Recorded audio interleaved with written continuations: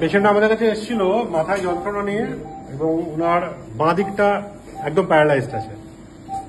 তো আমরা CT scan করিয়ে দেখতে পাই যে মাথার মধ্যে অনেকটা বড় রক্তক্ষরণ হয়েছে এবং এটা পুরনো রক্ত। আমরা সেটা সিটি স্ক্যান দেখে বুঝতে পারি অ্যাটলিস্ট 3 সপ্তাহ বা 4 সপ্তাহ পুরনো, এবং সেটা রেস্ট অফ দি ব্রেনকে একদম পুশ করে দিয়েছে।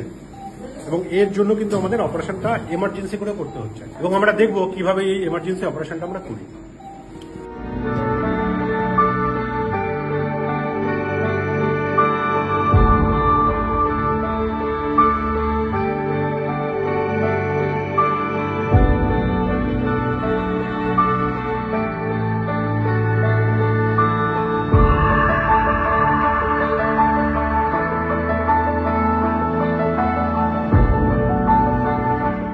একটা পেশেন্ট যখন ব্রেনের অপারেশনের জন্য আমাদের কাছে ভর্তি হয়, তার বাড়ির লোকের যতটা না উৎকণ্ঠা থাকে, ঠিক ততটাই উৎকণ্ঠা কিন্তু একজন সার্জনেরও থাকে।